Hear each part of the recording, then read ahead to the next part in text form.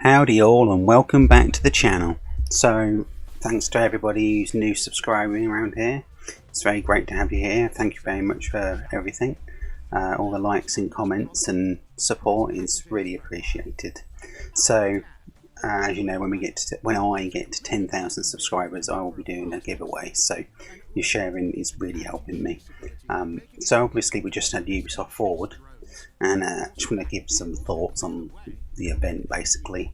So they kicked off it with Watch Dogs Legions, which I'm really looking forward to.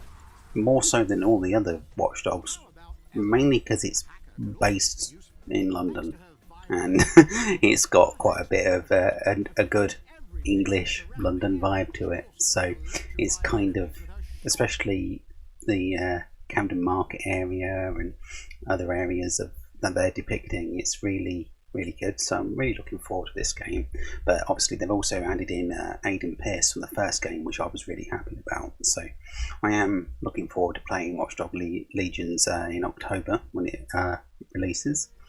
One of the bigger games though that was obviously hinted and leaked at ages ago was the remake of the first reboot of the Prince of Persia games. So obviously Sands of Time. Now this game I played quite a fair bit on my PlayStation 3, and yeah, it's a great game. And obviously this is an older IP from many years ago, which they turned from a 2D platformer into a 3D platform game, action adventure game, and they're basically bringing it back and redoing all the graphics and everything, and the music. And something I did find quite cool was the woman said they got the original voice actors, and the guy that plays the Prince of Persia has identically the same voice and everything. He sounds just as he did when they did the first game, but they're obviously re-recording everything for it to be better quality, and basically he sounds just as he did before, which is pretty cool really, because people's voices do change and they do have some form of difference. But one thing they did back then when they did the first of the reboot of Prince of Persia was they actually did a reimagining of the very original first ever Prince of Persia game, which was on PC and Amiga. It might have been on some other platforms, I can't think off the top of my head and tell you, because I mainly played it on the PC. But that's basically what we got showing here. It's the original very first Prince of Persia game, and you actually have to complete the game within a time limit of an hour. Else you die anyway, and the woman you're trying to rescue gets killed or died or whatever as well. The game's amazing. I love this game. I always have loved this game, and obviously we've got a bit of gameplay here of it, but I really hope they can bring this back out as well, because when they first did the original reboot of Prince of Persia, they brought this out, and currently it's basically stuck on Xbox 360 and PS3, and there's no other way to play it, I don't think. I'm not sure if it's on Steam or anything like that. I've never really looked into it. I've only ever played it on the 360, I think I've got it on, and I'd love to see that come back. Then obviously they went into Rainbow Six Siege, which I personally have never played. I've never played the Division 2 either.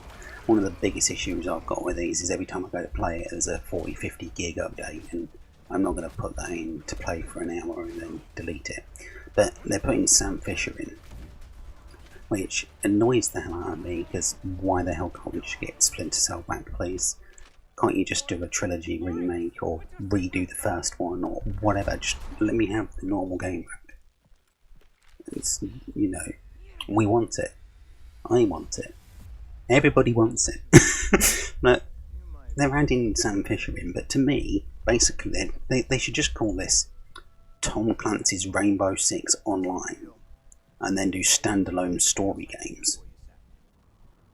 Just do an online game and leave this going as the online game, and then make standalone story games with no online modes or whatever, and just do that as standard, and leave this running as a services game. So anyway, then out of nowhere not, because it was dropped hints about ages ago, but they're finally resurrecting the old 360 game. Scott Pilgrim versus the World is finally getting sorted out and coming back. So obviously this is a massive deal because it was locked behind DRM lawsuits galore and you couldn't get it. It was awful, and it's really nice to see this game come back, because I have only actually played this briefly for a little bit at my friend's house. Never actually had a chance to play this properly myself, so I'm really looking forward to getting this game. So yeah, it's nice to see this is back for people who haven't had a chance to play it properly or big fans of the game. It's really nice to have this back. The other big disappointment for me, however, is that they didn't decide to bring Rayman back. Now, every time they do a Ubisoft Forward event, or any Ubisoft event for that matter, I always hope they're going to redo the first Rayman. Love 2D platformers. It's got all the elements you need to a proper normal 2D platforming game. Yet they just leave it on the PS1. Obviously they know the 2D Raymans do really well because they did Legends and Origins, but they've never gone back and picked up this original game off the PS1. And you'd think when all of the older PS1 games that are getting redone, like Crash and Spyro and, you know, Tony Hawk's That's Just Been, and the other ones that are almost inevitable. We had Medieval, and there's going to be no end of these older PS1, even PS2 titles get sorted out and pulled up over onto the PS4 or PS5 or Xbox One, Switch. Oh, great on the Switch this would be. It really would, actually. I'd buy it on the Switch. But yeah, I mean, why can't they remake this? So yeah, just remake Rayman and I'll be happy. Anyway, everybody, thanks for tuning in. That's my thoughts on the show, and just some bits that I picked out that I was mildly interested in, and some annoyances. But yeah, it's alright. It's all fine. Enjoyed it really, but it did nothing groundbreaking. Let's face it. But if you're new around here, please subscribe. Smash that like button. Comment below if you enjoyed the show or anything you enjoyed, and I'll catch you again around here at some point soon. Thank you very much. Bye.